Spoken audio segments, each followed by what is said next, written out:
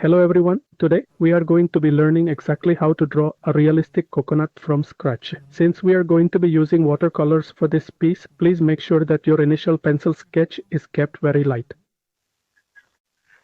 The main reason for drawing a light preliminary sketch is to ensure that the sketch lines and the colors do not clash once you have finished coloring. Additionally, you can clearly see every single step of the sketching process.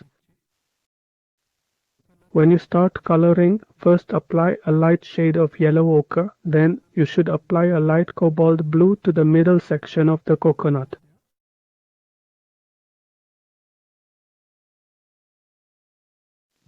For dark brown, mix cobalt blue into burnt sienna. When applying cobalt blue to the middle part of the coconut, leave a small portion white.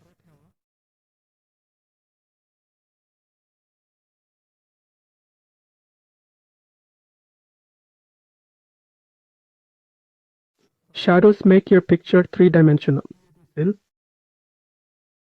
Finally, after adding a few more textures, your artwork will be fully complete. Thank you so much.